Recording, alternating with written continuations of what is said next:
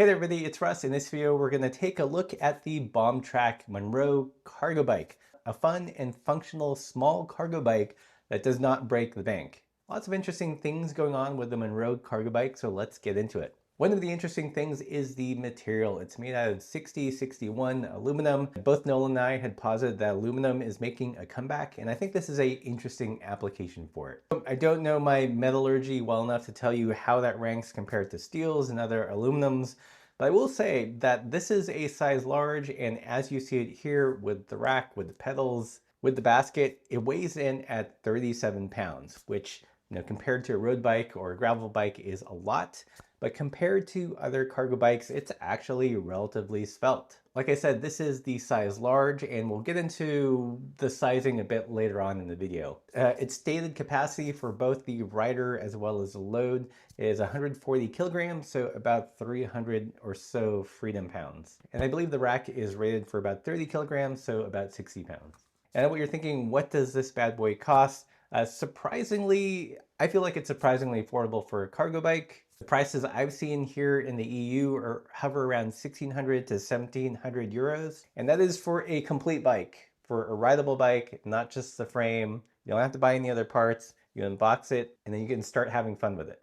And I think that's pretty good value when you compare it to other brands. The Omnium Mini, which would be the Omnium equivalent, I think hovers at around 23 to 2,500. And the monopole that I reviewed a couple of weeks ago, the frame alone is about 3,500 and complete start around 5,000. As you can see, this might be one of the most affordable small cargo bikes out there on the market. But what do you get for those 1,600 euros? Is it good? Is it bad? Let's get into it. Like I said, the frame material is made out of aluminum. It comes in this really cool matte teal color, which classes it up, has this nice salt of the earth, utilitarian, almost Eastern European vibe to it. But it's also fun with that curved sloping top tube that harkens back to the era of clunkers and when bikes kind of emulated the gas cans of motos. Incidentally, I think that would be an awesome place to have a custom sign made. If you've got a business that you want to operate by bike, this might actually be a really good affordable option if you can carry everything you need. I mean, that space is just screaming for a custom sign.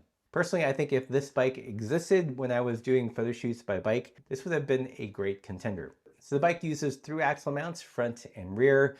Starting from the rear of the bike, moving to the front. It does have eyelets for a rack and fenders, but only a single pair. I think it would have been nice to see two, but I'm just glad that that comes stock. It's not a special option. You can put a rear rack on this bike. Moving forward, one kind of downside of the frame is that it only has a single bottle cage mount, and this problem seems to be endemic with other cargo bikes I've tested.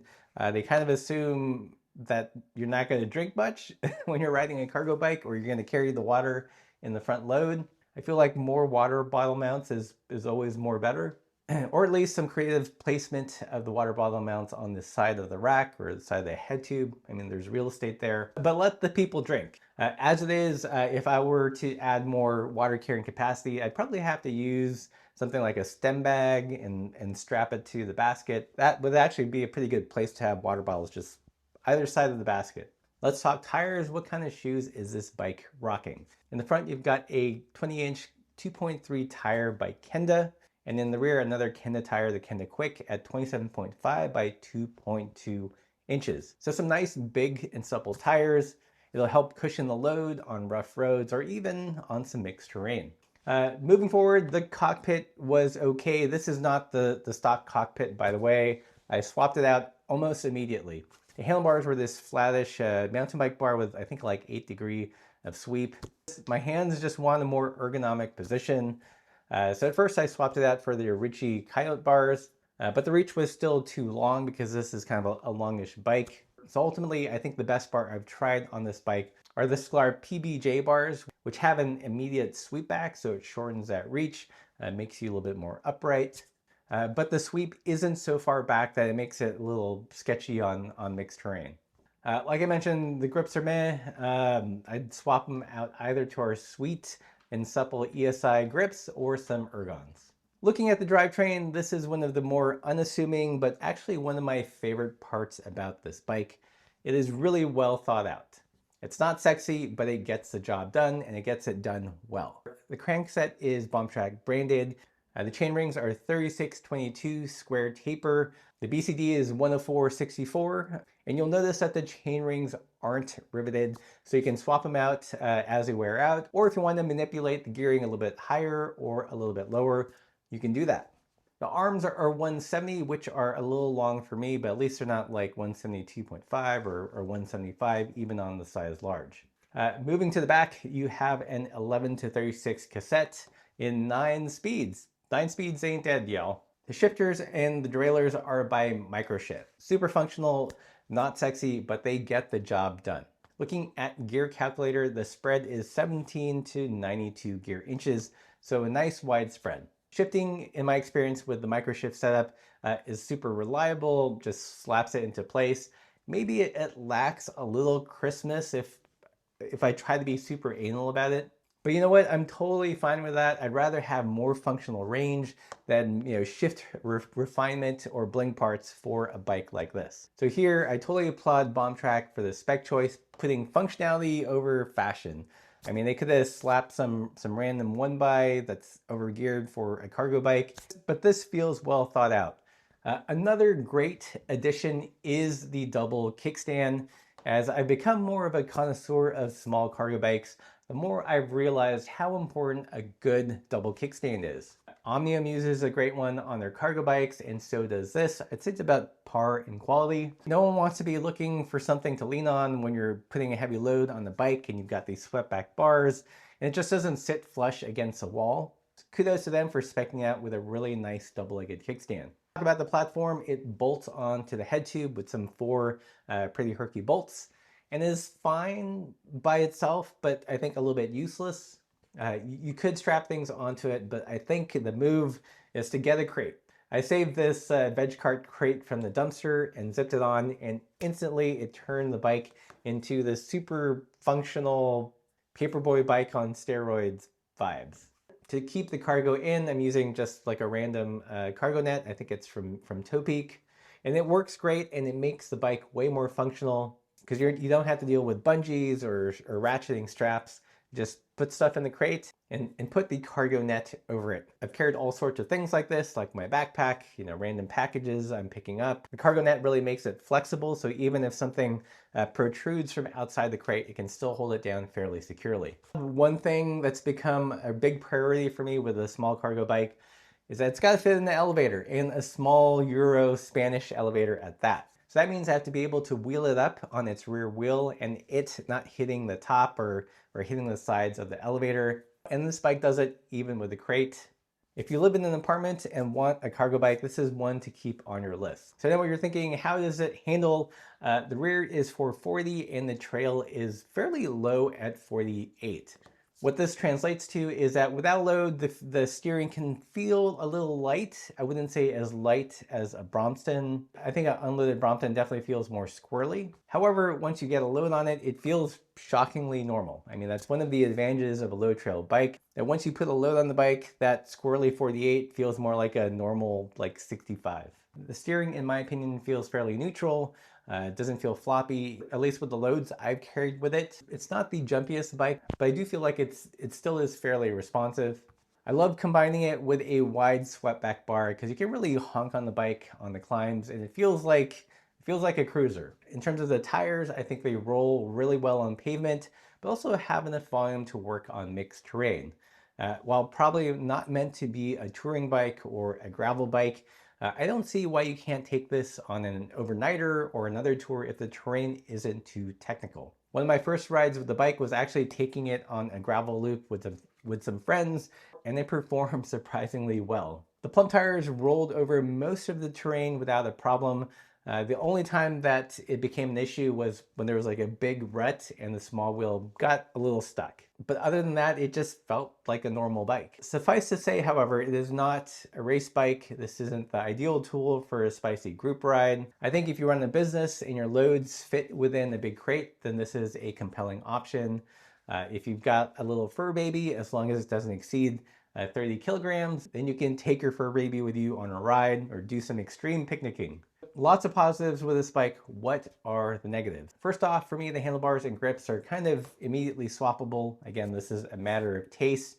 But I want something with a little sweep back, especially when the bike has a longer reach like this one. Second thing is I think mud guards would have been a nice touch to have it right out of the box so it's all weather ready. So as it is, it does have mounts for it, but you have to source it. But it would have been nice if it came complete with mud guards. Another thing, like I mentioned, is the lack of water bottle cages. This seems to be the Achilles heel of most cargo bikes. Both the Omnium and Monopole, again, very limited in terms of water carrying capacity. Probably my biggest issue with this bike is the sizing. So it comes in two sizes, a medium and a large. The folks at Bombtrack had suggested that I get the large, so I trusted them. And the standover isn't great. It's 832 with the large, but it's also not great on the medium, which is 780. For me to be able to stand over the bike, it would have to be like 750. So both of these bikes I couldn't stand over. In the previous video about sizing up or sizing down, I talked about how for me, on the bike that's meant for pavement, I'm going to prioritize how the bike feels while riding and not when I'm standing over it. And in this instance, it feels better while riding, but definitely can't stand over it. Looking at the geo charts, in terms of reach, the medium is 414 and the large is 430. So there's only like, a centimeter and a half difference in reach.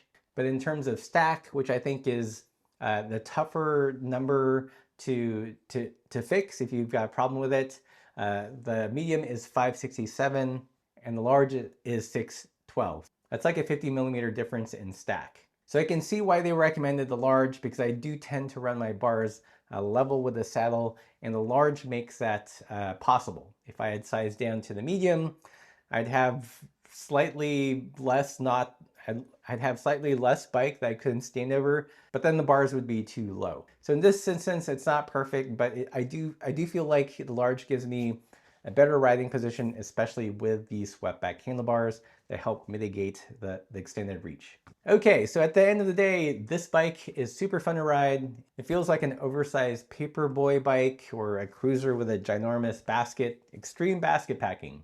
Well, it doesn't have the same capacity of the Omnium Mini Max. The Munroe is lighter. It's a little bit more nimble because it doesn't have such a long front center. It's also less expensive, and I think it's better geared out of the box. The price at about 1,600 to 1,700 euro MSRP. You might be able to find it for less. I think it's really good. The build spec isn't fancy by any means, but it manages to still have a unique look with that sloping top tube, whilst not costing a small fortune like a bike like the Monopole. When I ride this bike around town, it puts a huge grin on my face, and it's actually in frequent rotation as an errand getter, or when I go painting by bike, or when I run groceries. Again, the only real downside, in my opinion, is the sizing. It's something you really have to get into the numbers to figure out. Throw a leg over a bike if possible. And that's one reason I'm actually super excited about the next small cargo bike I'm going to review. Is the Black Snow EDC. It should be currently in its way in frame set. I'm going to build it up. And what's unique about that is, unlike all the previous small cargo bikes I reviewed, it has a swooping top tube, which makes a big difference in terms of standover and fit. If you like this focus on fun and functional bikes that don't break the bank, bikes for the every person, please consider supporting the channel by joining us on Patreon. That's the best way to do it. Or pick up some merch from the store. I think there's plenty of channels that focus on the high-end racing bikes, not enough that focus on bikes for the people. So that's where I'm trying to fill that niche. And if you appreciate that, you guys know what to do. And as always, keep the supple side down.